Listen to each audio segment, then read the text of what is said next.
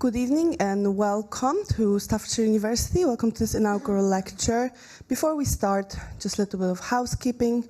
We're not expecting any fire alarms, so if there is a fire alarm, it's not a drill. So calmly, please leave through the fire exits. We've got fire exit in here, behind you, and on my right. And the assembly point is just outside of the Catalyst building, car park number 2. If you've got your phones with you, can you please make sure that they're on silent? And just timely, mindful. There you go. Brilliant. So just quickly, agenda of the proceedings. We will have introduction from our Deputy Vice-Chancellor. Then we will have the lecture. Depending on how long Matthew will speak, that's how long we will have left for the questions at the end. This lecture is also streamed to YouTube, so our YouTube viewers, if you do have questions, please do write them in the box and we will try and get to them. So without further ado, if I can introduce Professor Kevin Hetherington, Deputy Vice-Chancellor.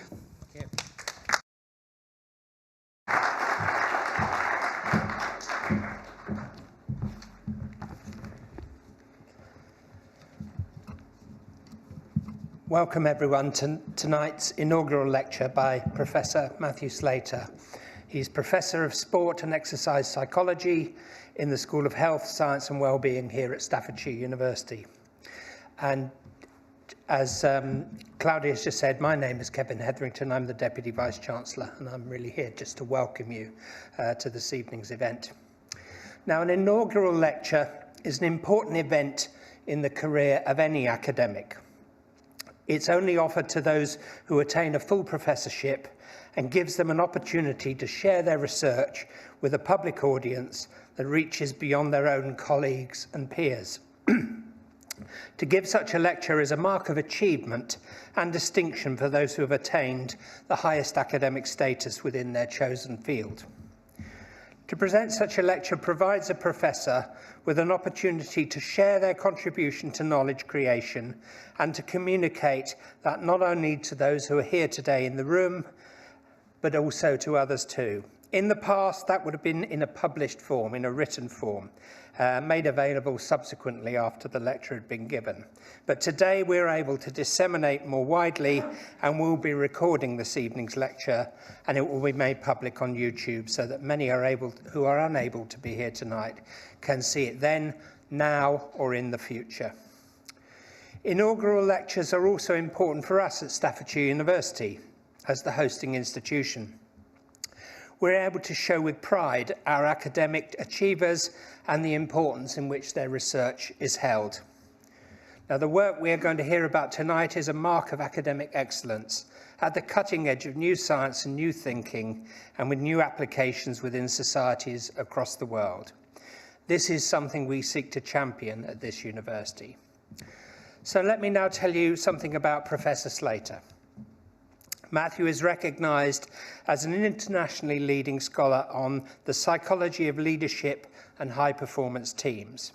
Matthew's research is interdisciplinary and has evolved with international collaborations in places like Australia and Belgium. He has an authored book entitled Togetherness, How to Build a Winning Team. Now, Matthew was an undergraduate student here at Staffordshire University, graduating in 2009 before going on to complete an MSc at Loughborough University. And in 2010, he began a PhD here at Staffordshire, examining the psychology of leadership. And in 2013, towards the end of his PhD, Matthew was appointed as a lecturer. In the 10 years at Staffordshire to the present day, Matthew's research has led, with colleagues, the introduction of the social identity approach to leadership and group functioning in sport and exercise settings. In addition to his theoretical work, and that based on it, Matthew has also pioneered social identity-informed interventions that have been shown to enhance leadership and togetherness in sport and in other settings, such as, for example, in the Royal Air Force. Matthew's research has also received international public reach through the media, with interviews on various BBC radio stations, TalkSport and Cape Town Radio, as well as coverage in the Times and the independent newspapers. This professorship also recognises the numerous collaborative knowledge exchange projects in sport with external partners that Matthew has led and contributed to. Matthew has also transferred his research into practice by inputting the importance of creating a sense of belonging on the map at Staffordshire. Matthew is recognised for his interdisciplinary teaching excellence across schools at the university and for his development of leading undergraduate and postgraduate modules based on his research. So it gives me great pleasure this evening to introduce Professor Matt Slater. After his lecture, there will be an opportunity for members of the audience to ask some questions. His lecture is entitled Better Leadership, Together, Some Reflections on Togetherness as the Magic of Successful Leadership. Over to you, Professor Slater.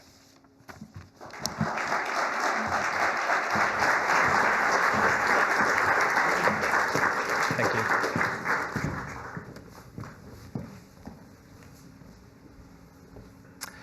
Thank you, Kevin, for your introduction, and thank you to every single one of you to come to join me this evening, to join the party and share this experience with me. It's a real pleasure to see you, and thank you for taking the time out to do it.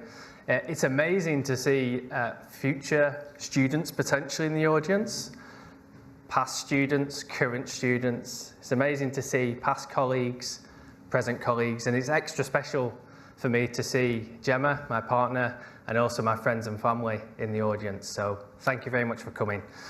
Really grateful for your love and support over the years. Thank you. I'd like to begin with a story, and this is a story that will take you back to January 2020, which is before COVID. That did exist, if we can think back prior to COVID. And it was a random Monday evening, a normal Monday evening, and I received a text message from my brother, and it read, "I've signed us up for this event. Take a look, see what you think." And at the same time, you're looking at a beautiful picture from the Lake District here, which I took during this event. And I click onto the event and have a look at what he's signed us up for. And it's an interesting title that I see. It says Ultra Endurance. Now, to give you a bit of context, I was brought up in a very sporty family, and I'll share a little bit about that later on in the talk. But we'd done a few 10Ks. That was kind of our maximum limit, I would say. Me and my two brothers, we'd go around and do a few 10Ks. In fact, I remember one in Southport, that when you are doing 10Ks, you tend to get better each one. So we turned up for this particular race. Me and Carl were quite keen to get towards the front, you know, the hustle and bustle just before the start of the race, so we can make sure we try and get a personal best again. And we look back, and we can't see where my other brother is, and he's walking across the sports field in Southport with a coffee in his hand. So that gives you an indication of the level of commitment we had to our sporting endeavours.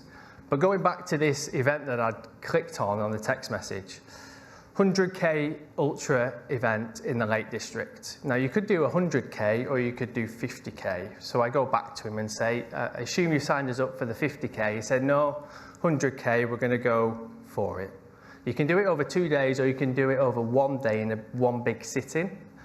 Hopefully we've done it over 2 days. No, we've done it over 1 day and we'll see how we get on with that. Give you a sense of what this adventure was like. There was also 3,000 metres of height gain in this adventure. So that's like scaling Scafell, Ben Nevis and Snowdon, the 3-peak challenge in 1 day. And you can see the peaks and troughs. But it was okay because one of us had a birthday on the 23rd of March, so that means we're going to be fine. No problem. And it's a really interesting tweet from Samantha Queck from a few years ago. Quite amazing stat, actually, but one of us had got a birthday on the 23rd of March, so we were going to be okay, but okay, maybe not.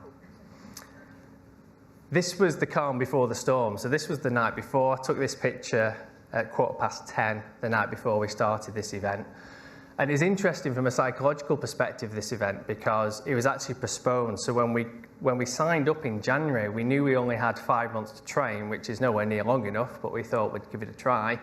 And it was then postponed because of COVID. So from a psychological perspective, that was super interesting personally to reflect on 2021, thinking, is this actually going to happen or not? Because COVID was still a problem then too.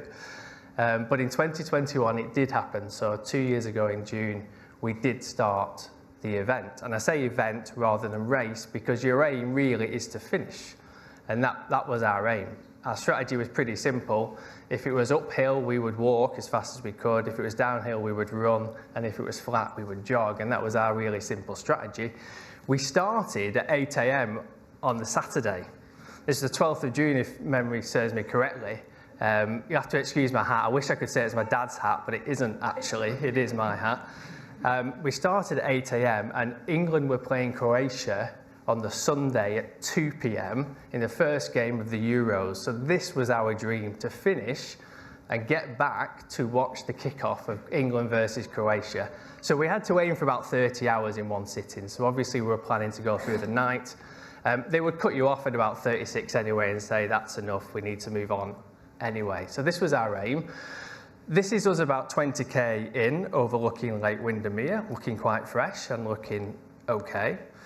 And this will give you a sense of the geography of the event that we did. So we started in Kendal at the rugby club, if anyone knows it, and we go up and round to Ambleside at the top of Lake Windermere and all the way down to the bottom, pretty much to the coast before my Garmin ran out on 43 miles, hence the stop there. And this is in miles and not kilometres.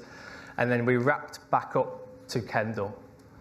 And so this is a really challenging event. And just to give you a sense of the scale of it, I suppose, in terms of the height gain, but also the distance, it's like running 2 marathons and then doing an extra 10 miles for fun. So it was a really challenging event.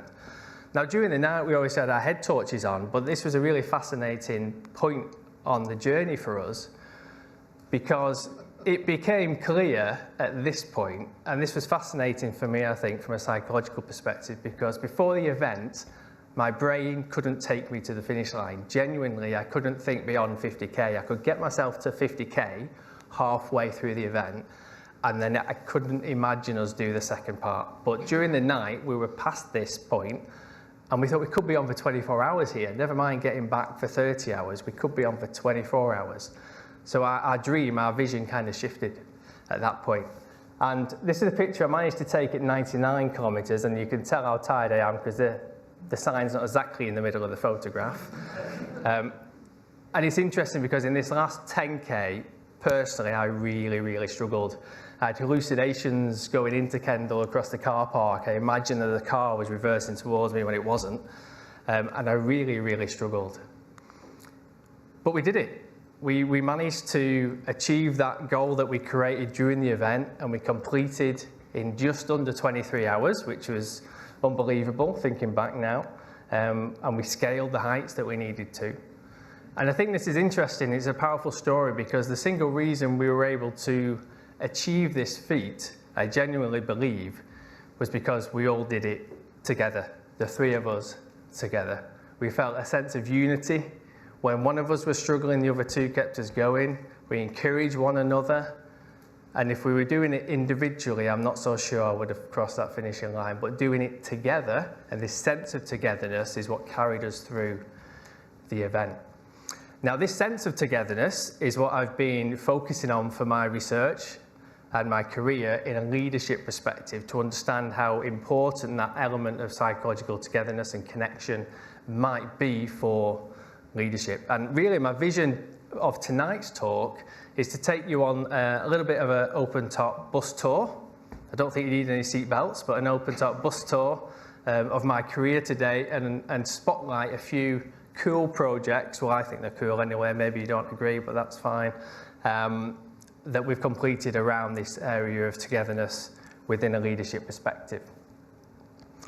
Before I do so, I'd like to take you back to my school days. And I was a 90s child, so you may recognise some of these things on the screen now. I used to really love this Super Cup football and the noise it used to make. You know, play that with my brothers, which was fascinating. Transfer in the English Premier League as an example, and also in Europe to demonstrate the talent that you could get for a certain amount of money back then. This was the year in 1996 Alan Shearer moved to Newcastle. It was also the year that Juventus brought Zinedine Zidane for £3.2 million. I mean, wow. That won't get you much these days, times have changed. And also Championship Manager on the right-hand side, which was one of my favourite games on the PC.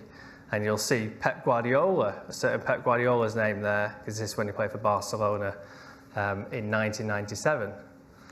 But as I mentioned, sport was kind of ingrained in our life. I was really fortunate that my parents and my brother threw me into sport, and I loved it. I loved being with other people, I loved being outdoors, I loved challenging ourselves. My dad would be playing cricket while my mum would be making the teas, and me and my two brothers would be playing cricket on the side watching when we were growing up.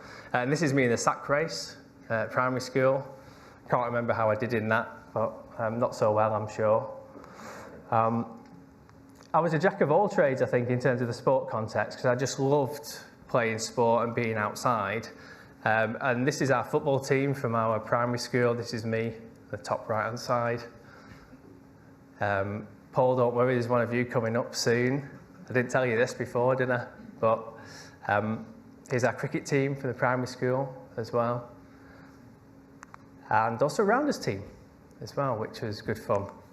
I remember being captain of the rounders team, which is cool. So in my early years during primary school and secondary school, I had a great passion for sport, absolutely loved sport. And in 2004, I went to Runcho College to study. I studied A-levels. And it was here really for the first time that I was introduced formally to the psychology of sport, I guess. One particular tutor, Sarah Corner, I remember vividly introducing me to this topic area and me finding it really fascinating, but also finding some points of connection, I think, with my own sporting endeavours, if you can call them that, but also what I was seeing when I was watching sport and enjoying watching sport. And this is how Runcho College looked back in the day. It looks a bit different now. But I really enjoyed my time at Loughborough, and really that sparked my interest in sport and exercise psychology. And I went to research and find out, well, can I study this thing a little bit more? I want to follow my passion. And I remember my mum and dad, we travelled to all the universities in the UK that offered sports psychology. Back then, there weren't many. We went to Edinburgh, down to Canterbury. We had a great time, and I'm still really grateful for the time that we spent together there. And we came to Staffordshire, and Staffordshire had a fantastic open day. And I made my mind up that, yes, that was going to be the place that I wanted to study sport and exercise psychology. And also on the BPS website, the British Psychological Society website, I still remember vividly a little quote from Mark Jones talking about his work as a sports psychologist, and he was based here at Staffordshire at the time. And I thought, that's where I'm going. I'm going to go to Staffordshire and see what happens.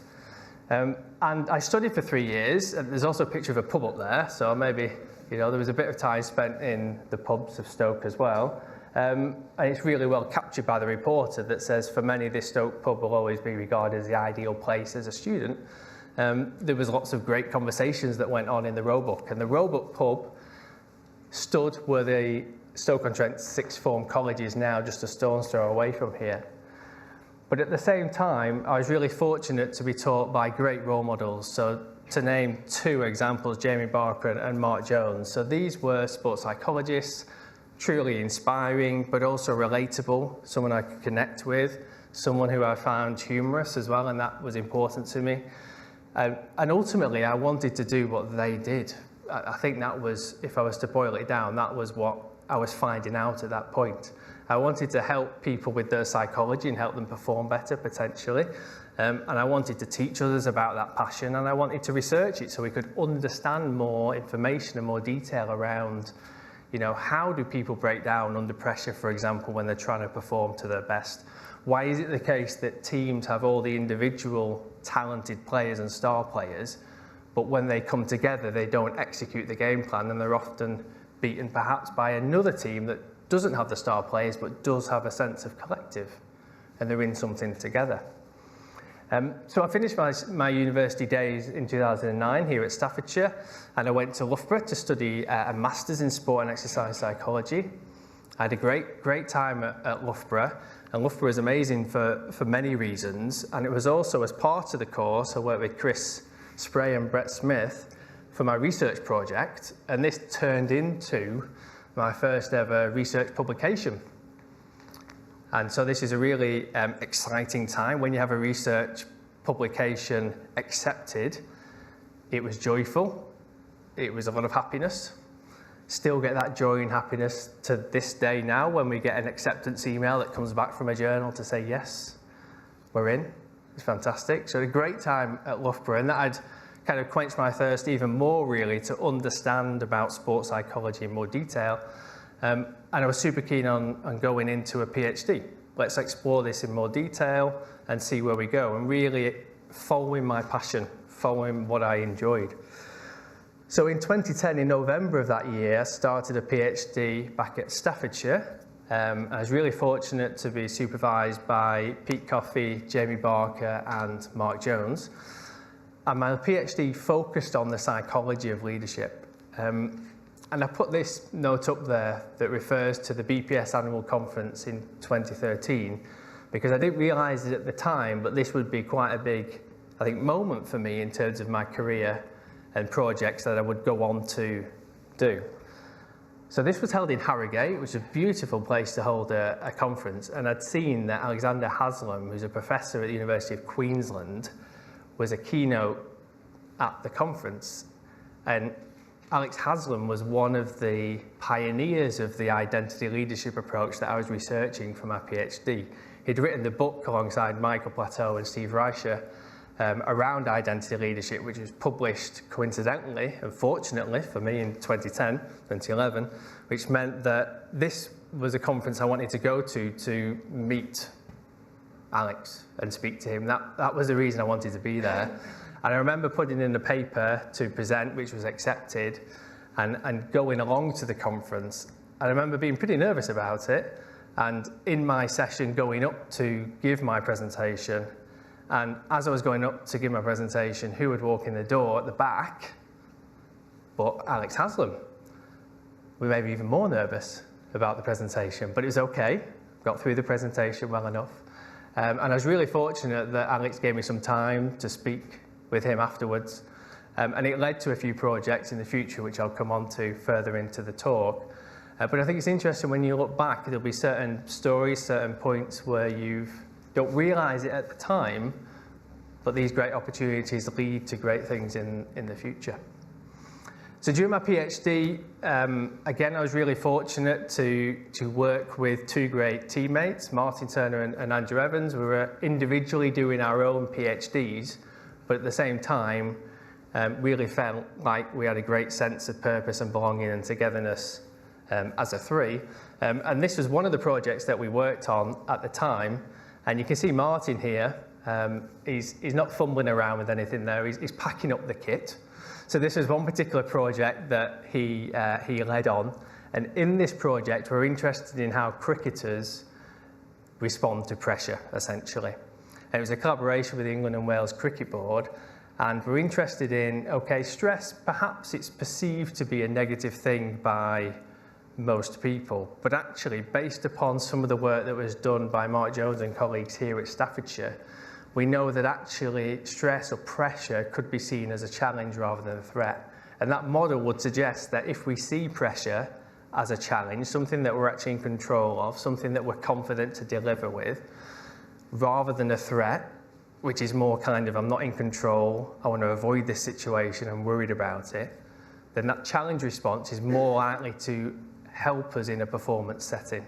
We're more likely to execute the skills that we want to in that setting.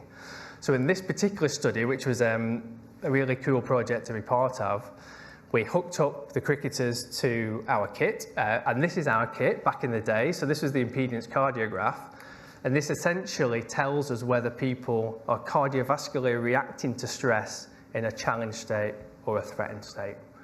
And this is super interesting because, of course, sure, you can ask people how you're feeling, but it's interesting to ask people how they're feeling, but also look at their biology and see how it's reacting to the situation as well.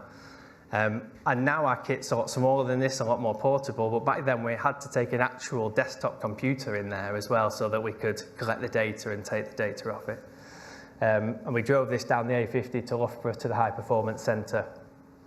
And it's a really interesting study. We found, as we expected, that broadly those that were hooked up to the equipment before a batting pressure test and responded in a challenge state to the batting pressure test were more likely to complete successfully the task that was presented to them. And we made it a stressful situation for them. So they were in the National Performance Centre, they were being observed by coaches, they knew it was important for a selection perspective in terms of how they performed in that task. So there was a lot of uncertainty and a lot of threat to esteem for them to perform poorly. And so this was an interesting study to find this sort of data for sure, and something that was really, really interesting for me. In terms of my PhD, I was interested in leadership, and the psychology of leadership is a really fascinating area, I think, because leadership is something that transcends all domains, all disciplines. Even today, you will have experienced leadership from one perspective or another. You will have maybe acted as a leader to try and influence somebody. You may have been a follower and taken instructions from someone else, for example. And it's such a fascinating space that I was really keen to see what we could do with it. And it's interesting leadership because there's many definitions, there's many theories of leadership, and so I was keen to see where this might go. Once upon a time, it was believed that great leaders were the ones with a certain type of personality or a certain number of traits, certain traits that you were born with that mean that naturally you would become a leader. And this is interesting because if that is the case, then what are these traits and how many traits are there? And it's interesting when you pop that into Google, you get this idea, well, maybe there's 5 traits of a good leader. Oh no, maybe there's 7. Maybe there's 10. Hang on a minute, maybe there's 25. Okay, so I'm labouring the point a little bit, but you get the point, hopefully, that leadership is not so much about your personality, not so much about whether you're born as a natural leader or not, but maybe it's about something more than that. For any of you that are interested in qualitative research, it's likely that you'll have come across Ginny Brown and Victoria Clark, and they do a really nice exercise of bingo within one of their thematic analysis books.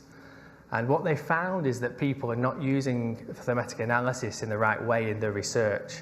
And what they say is that you can read someone's paper and you can play bingo with it to find out all the things that they're doing incorrectly.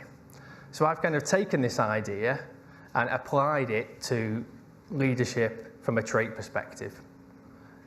And this is interesting, I think. You know, they're a born leader, they're a natural leader, they've got a personality to be the best leader, because the research for a long time now has indicated that this just is not the case. This is not how leadership happens. But quite often, the narrative that we hear still to this day sometimes around the media is exactly that, around the personality.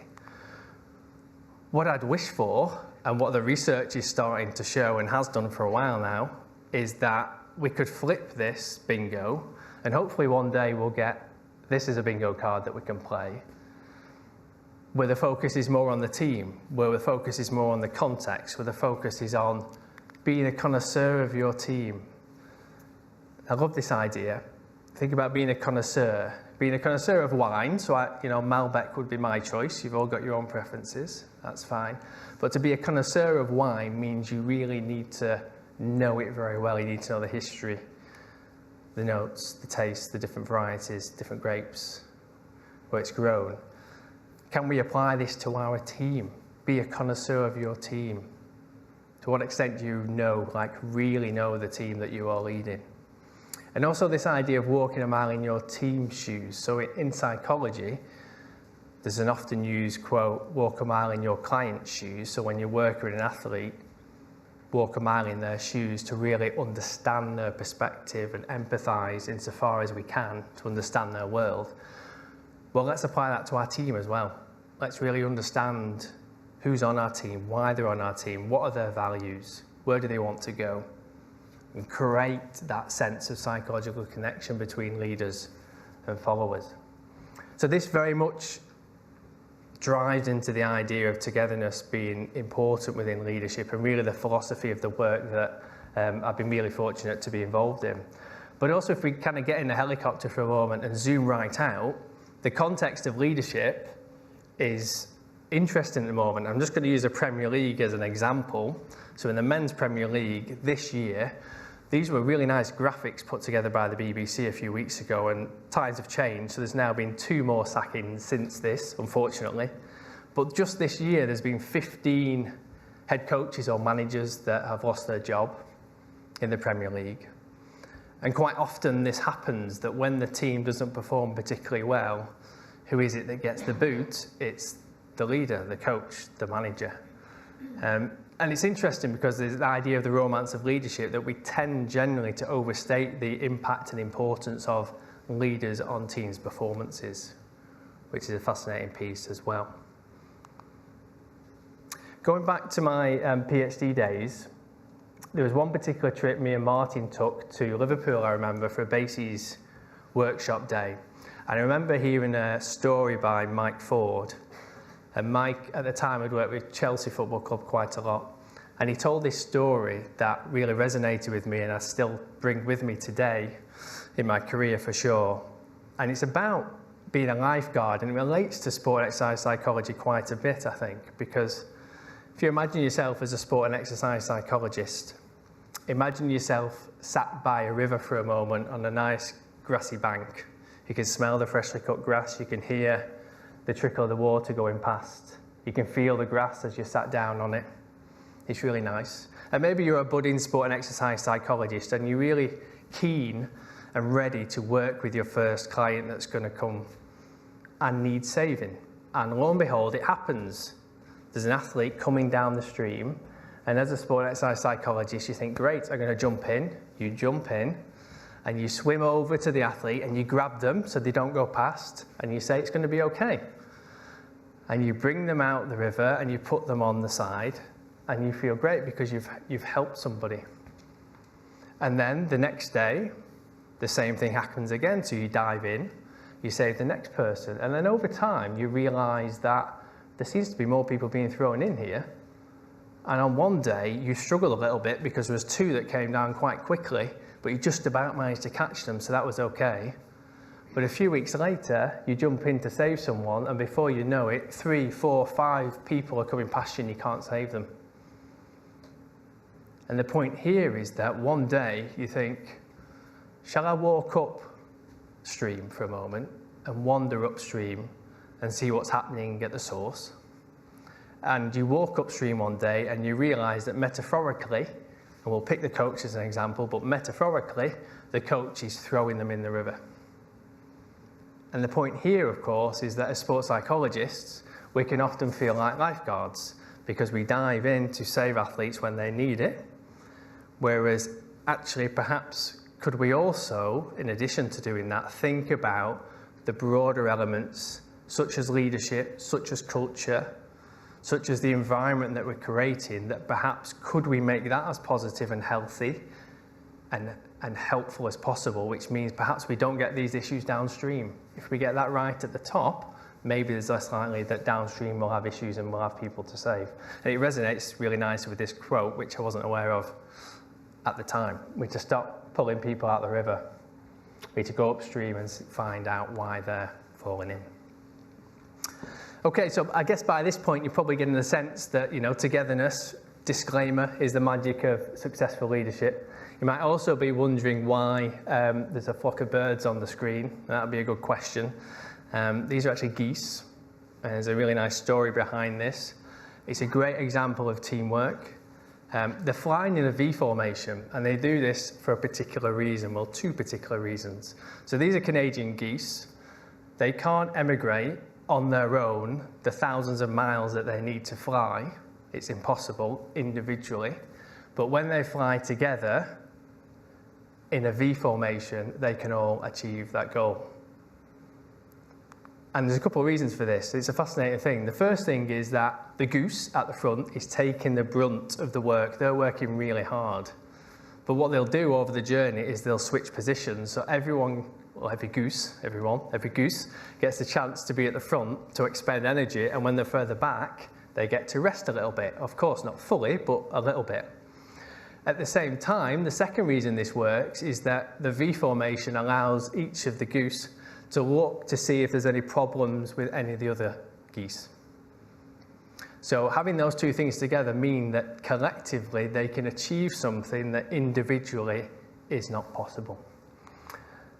It's a great story, that. These are our 5 Ryland sheep. And Bertie, Betty, Beano, Bella, Benji, if you're interested, we've gone with a bee theme. And they're depicting this kind of idea of teamwork as well at the same time. We've got Betty, who's kind of looking in this direction. This is a picture I took during the winter of an evening. We've got Bella looking in this direction. We've got, I think that's Beano looking towards us in this direction. Benji looking to the right. Bertie looking in that direction. So as a flock, they're doing what we should do as a team. They're looking out for one another. They're making sure we've got every part covered in case we get attacked. But ultimately, all these behaviours are about doing what's best for us as a collective. I also love the work of John Amici. I'm not sure if you've come across John Amici, but just some really great work, really worth a follow if you don't already. And John was raised not far from here in Stockport. He grew up in Stockport. He was an MBA star over in the States and turned an organisational psychologist more recently. And John talks about this idea that hashtag strangers can't team. And I think this is an interesting kind of motto and philosophy to explore. To what extent are you working in your teams in leadership positions with people who are strangers? Most people would probably say no. We're not strangers. We understand each other. But to what extent do you really understand the people that you're working with? On the one hand, do you come in, do the 9 till 5, say hello, get the jobs done, communicate when you need to, that's fine? Or do you truly get to understand every member of your team so you understand what they value, what's important to them? So you understand their philosophy, you understand their aspirations, their goals, you understand what they're going through, you understand what support they may need from you. And he talks about this idea that high-performing teams require high-performing connections, and this is absolutely borne out in the research that we've done too, and research that's done across the globe as well. And we can extend that as well to say high-performing leadership requires high-performing connections, because high-performing teams and leadership are intertwined, they're interwoven. We can't have one without the other, and it's so important we're trying to step forward and do great things across both of these aspects. And I think that idea of strangers can't team is just a useful kind of checkpoint to just check and challenge yourself with, perhaps, and when you're thinking about leadership and thinking about groups and teams.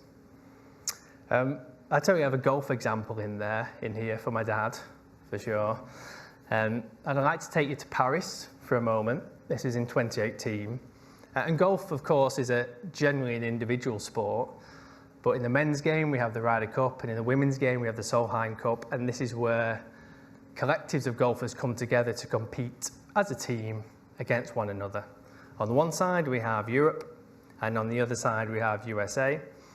And this has been going on for nearly a century now in the Ryder Cup on the men's side. And I'm curious if you notice anything about this photograph.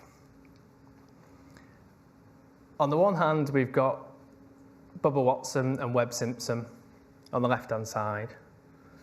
And on the other side, on the right-hand side, we've got Sergio Garcia and Alex Noren. And you've got one of these teams that are perhaps they're stood together and perhaps the others not. So we've got the USA team, Bubba Watson, Webb Simpson, stood hands in pockets, hands behind themselves, stood as individuals, I would say. And on the flip side, the European team in the orange jumpers with their arms around one another stood together. And it's interesting because at Paris 2018, Europe won by a huge victory, 17.5 points to 10.5 points. And for only the 4th time in history, since 1927 when the Ryder Cup was first played, only the 4th time in history did every single European player contribute at least 1 point to the team. On the flip side, there was reports in the USA camp, in the media, of players not wanting to play together for example, and some conflict. So perhaps we have another example here of togetherness that's helped performance. Fast forward to Ryder Cup 2020, which was played in 21 because of COVID, and I thought, I've lost my story here. USA win. So what's happened?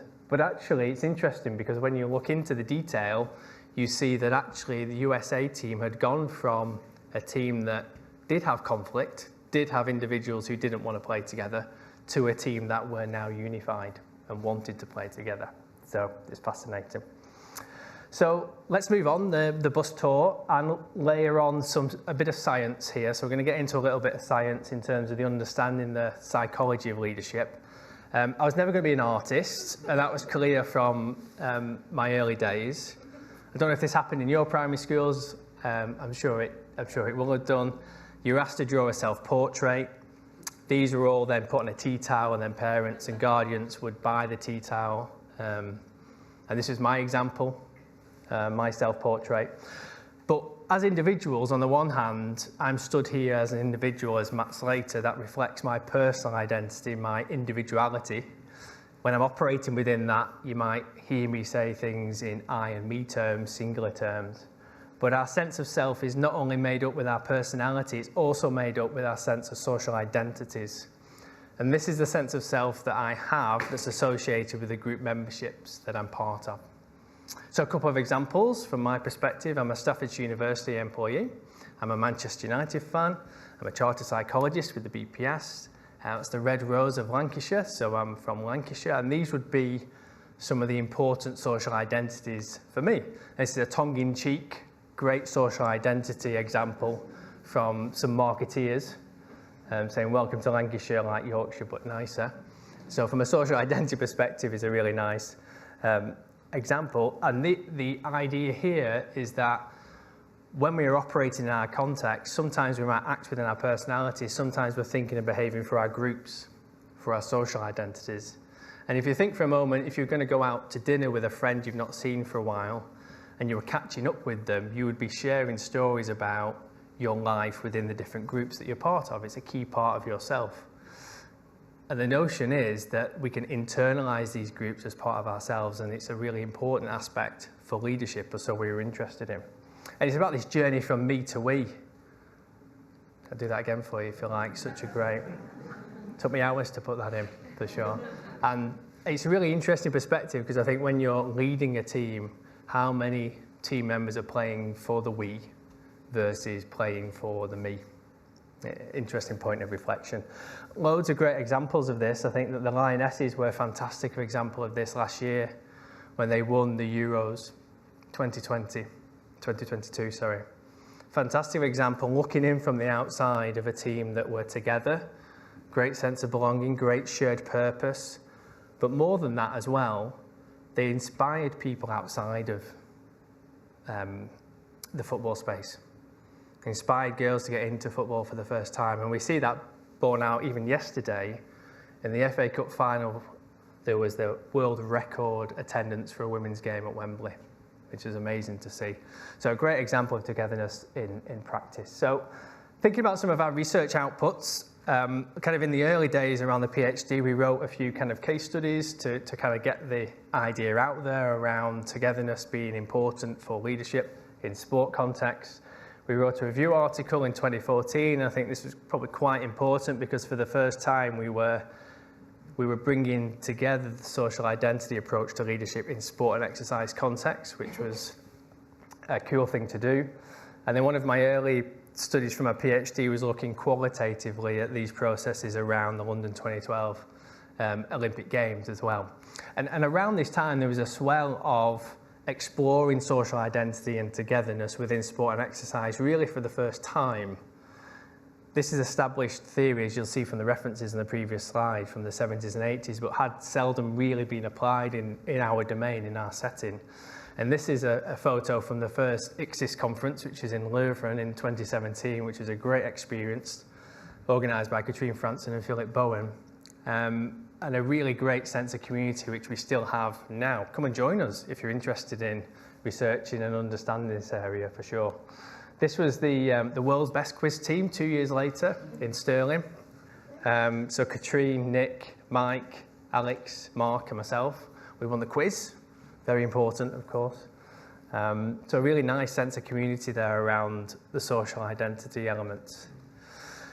Moving on in terms of the research that we've done, so this was an interesting project because it links back to that conversation I had with Alex in Harrogate in 2013 at the conference, that we're starting to understand that togetherness is really crucial for leadership, but we can think even smarter about it. It's not simply about creating a shared sense of togetherness, it's also about the values that we ascribe to that group.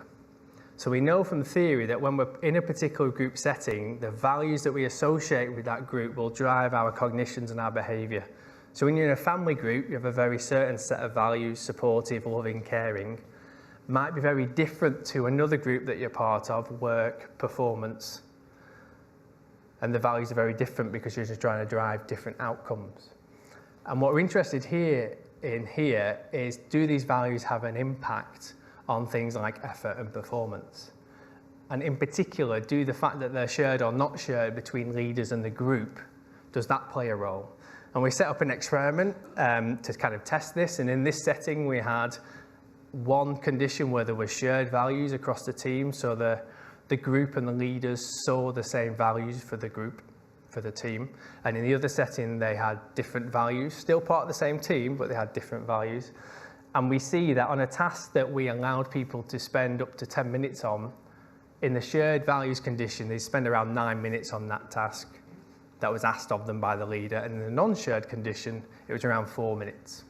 So people expending more effort, spending more time on a particular task when we've got shared values. So yes, we're part of the same team, but then I suppose the question that we're seeing here is, to what extent do we share the same values as well? Because that's a key part of leadership, and so we're seeing from this.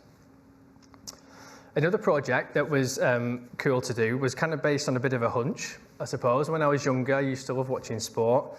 I watched the Five Nations as it was back then, watch a match, and then I'd burst out my back door with my little rugby ball and I'd throw myself around the grass trying to emulate everything I'd just seen on the TV, from the tries to the kicks, much to my mum and dad's disappointment and dismay when the ball would hit the window and come back. But I was interested in the national anthems in particular because I remember the amount of gusto that the rugby teams would sing their national anthem with, and compare that with the football team, which was a bit less. And in this particular study, we're interested in, did this national anthem, the display of the national anthem, have any impact on the performance in that particular game? This was an interesting project because it got a lot of attention in the media. It was put together as an animation cartoon by Taylor and Francis, the publisher. We put a piece together on the conversation as well, and it was fascinating that this would be one of the studies that got picked up. So what did we do? We looked at UEFA Euro 2016 in particular. We looked at all the national anthems before each of the games, 102 national anthems. We had independent observers to look at the extent to which each of the teams displayed passion in their national anthem, looking at verbal and non-verbal indicators. We're also looking at the goals scored, goals conceded, and whether they won the game or not. And we found no evidence between being more passionate and scoring more goals, against what we're expecting, I guess. But we found evidence that the more passionate teams were, the fewer goals they conceded.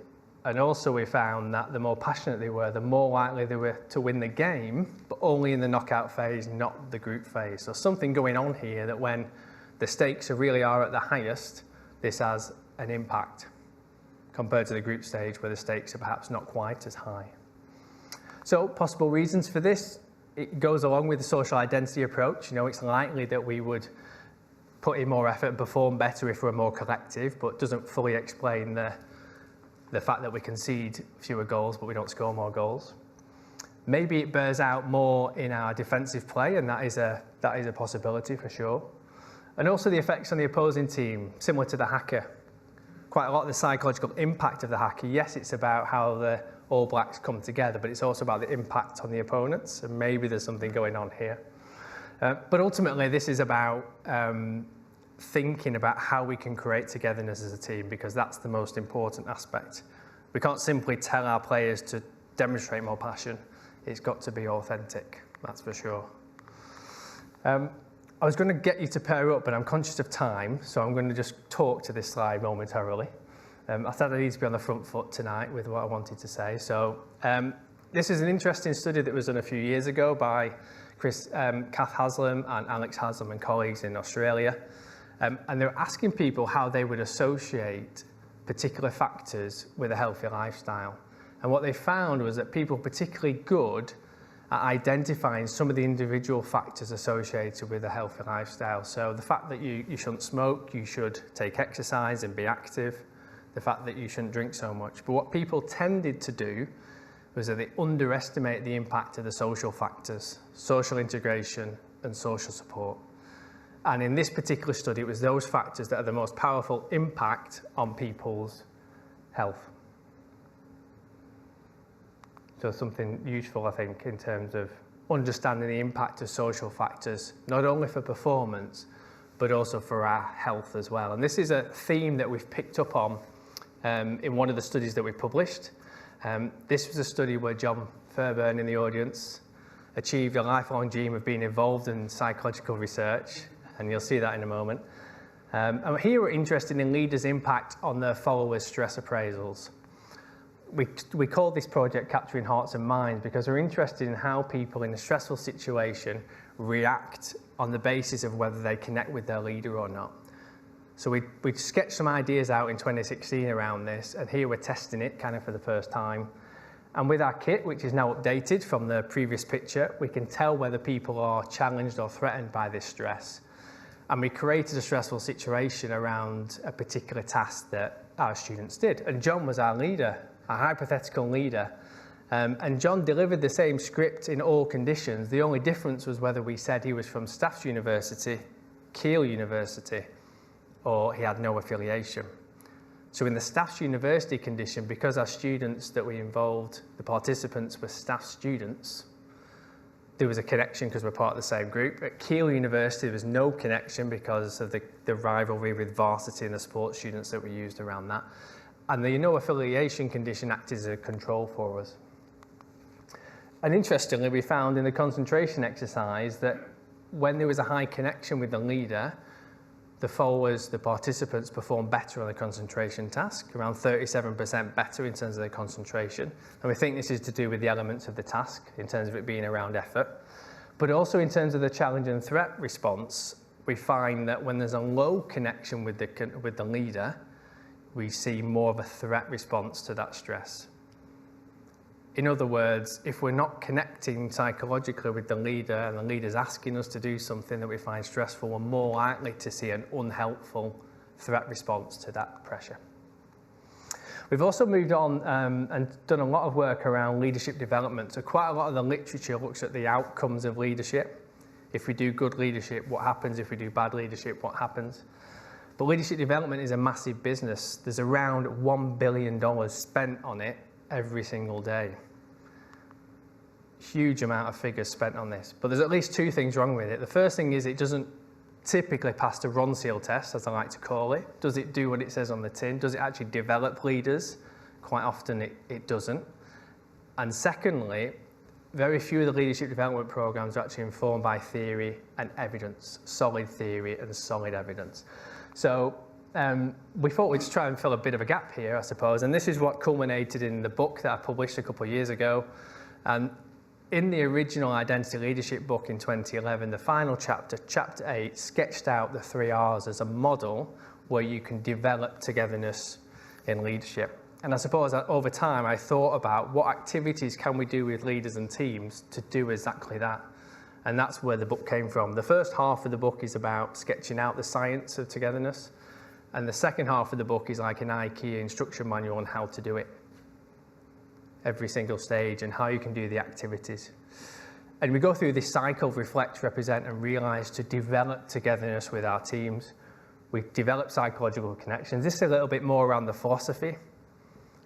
It flies in the face of some leadership development frameworks in the past, for sure. It's more about connecting leaders and followers. It's about us. It's about power through. It's about two-way communications. I love this quote. It's impossible to lead a group unless one first understands the nature of the group to be led. Really serving your apprenticeship, being a connoisseur, of your team, lay the foundations before you move forward. And we applied this in one particular project. We had the opportunity to work with the England cerebral palsy football team and also the Paralympic team. We applied the 3 Rs in the lead up to the World Championships, which were in 2015. And then we got the chance to reapply the 3 Rs with the 4 nations and the Paralympic team going into the Paralympics in Rio de Janeiro. And broadly, we find over that 9-month period in each of the examples that we see interesting effects, positive, promising effects of doing the 3 Rs with this team. Small to medium effects on some areas and large effects around social identity and togetherness in other areas. So there's some promise that, you know, perhaps the 3 Rs and the evidence that we've gathered, it does pass the Ronseal test, but there's a lot of work still to do. We're still learning as we go through this process. And then the final project I wanted to talk about tonight briefly was around how we've started to apply this work in the Royal Air Force. And this was led by Craig White, who's on the screen here. This was a picture taken in Whitehall. We'd gone down to the Ministry of Defence in London to go through MODREC ethics. So we were collecting data in the military, and therefore we're going through the military ethical panel a few years ago. And this was part of Craig's PhD that he did with us in collaboration with Loughborough University. And broadly, he was interested in 2 things. Firstly, understanding perceptions of leadership and group memberships, how it links to resilience in the RAF. And then also using the 3 Rs, developing a Leading for Resilience programme and then implementing it in the RAF. Here's one of the studies that he's published. In his first study, he went to 18 different RAF bases and he asked them to complete an identity mapping exercise as well as some measures. And this is where we get people to map out the groups that they're part of. So to begin with, we have a simple map, 3 groups. The lines indicate how well they fit together as a group. Work and family, quite often there may be some difficulties there, for example. This is a more kind of a moderate complex map. This is a complex map. And broadly we're finding, which was counterintuitive to begin with, but the more groups that you're part of, the lower your resilience. And that struck us to begin with, because that's not what we were anticipating. But when you dig a bit deeper, you start to realise the second impact in terms of the more positive groups that we have, the greater our resilience. In other words, it's not so much about having a number of groups that we're part of and a high number of groups. They've got to be positive, they've got to be meaningful and gain purpose for you as an individual. So really the quality of the group is more important than the quantity of the group is one of the things that we were taking from this study.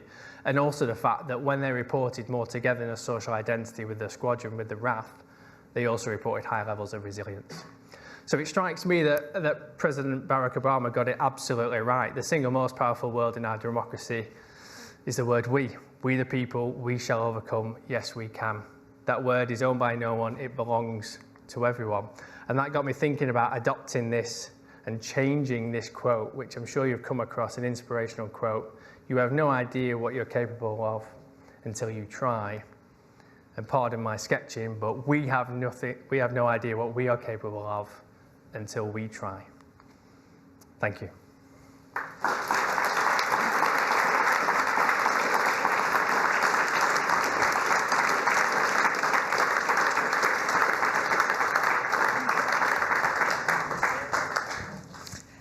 Thank you very much, Matt, for this interesting lecture.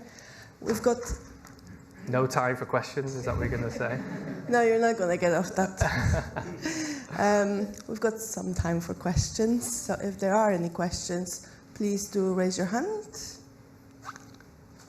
Come on, just one. Embarrassing story from the parents, we'll take that. I can batter everyone into submission. Right, there's a question at the back. Yep.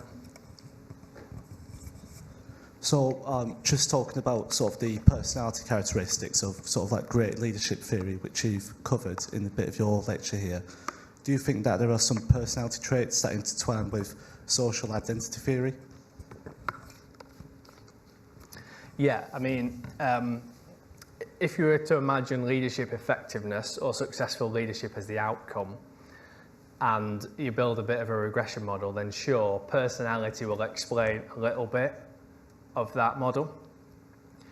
But social identity and togetherness and psychological connection, if you put that into the model, it's going to explain more. I mean, that's broadly what the research is indicating. So yeah, it's not that personality is not important at all, but I think social identity, togetherness, the evidence would indicate that has more powerful predictive use on successful leadership, performance, how well the group comes together, commitment compared to personality in particular. Yeah. So for example, I'll just give you one example. Charisma quite often is talked about as maybe a trait that's important for leadership. And we know from some evidence that actually charisma can be a function of whether you psychologically connect with a leader or not. So you're more likely to perceive a leader as charismatic if you connect with them in the first place at the psychological level. So that's an example that charisma perhaps is something that's in the eye of the beholder rather than a personality trait. Thanks for your question. Good question. Any more questions? Hi, Matt. Yeah, given all the research that you've done, I was just wondering who you would put forward as a great leader, either historically or contemporary. Oh, good question. Now, I haven't talked about Manchester United enough, have I, tonight? So, and I've not. I mean, there's two things that I often talk about: Manchester United, Harry Potter. I've not talked about Harry Potter either, and Dumbledore would be a good example for sure. But yeah, I mean, I think Sir Alex Ferguson is a good example for sure. I'll try and put my Man United affiliation to the side for a moment. And it's a good example, I think, because I think quite often what can be seen with this approach is that it's all democratic. A lot of what I've talked about is bottom up and democratic, involve everybody. And it is to an extent, it leans democratically, but it can also be take authority when you need to, because you know what the group needs and you're making a decision for the best benefit of the group.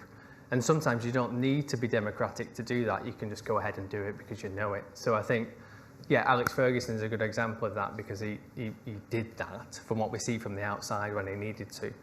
But equally, there's lots of stories of him putting his arm around players, giving them time off, leave, these sorts of things when he needed to, was able to kind of drive into performance to maximise performance, but kind of got the well-being aspect as well and the human aspect that's so important within leadership, I think. Yeah.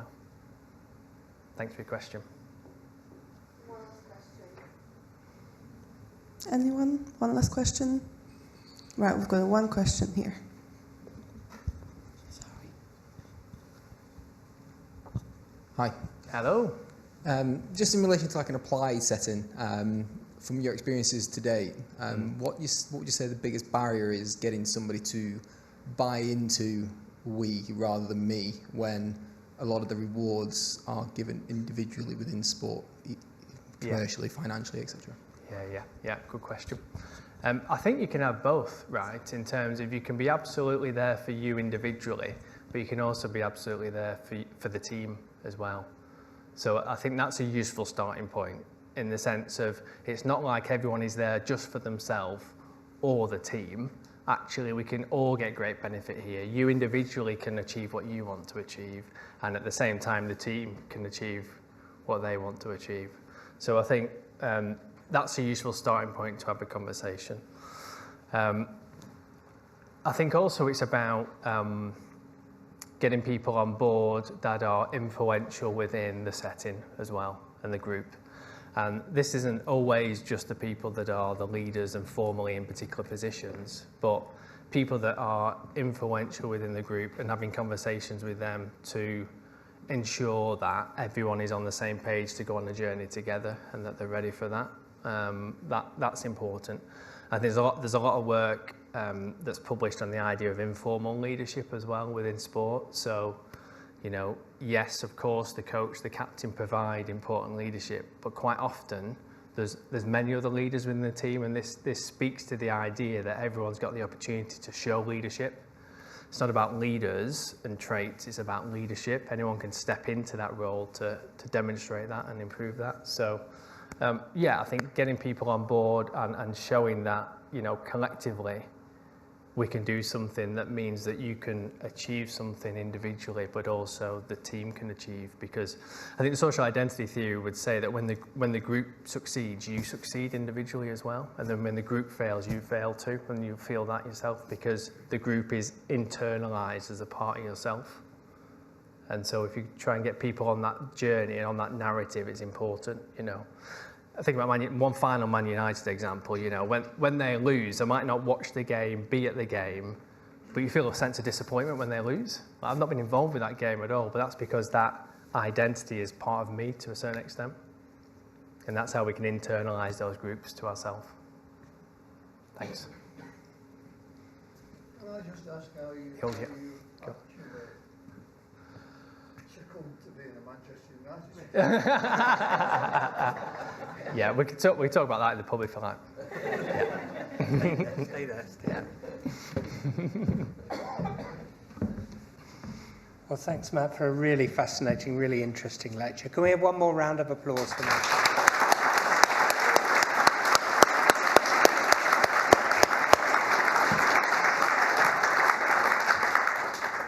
So thank you everyone for attending tonight's lecture.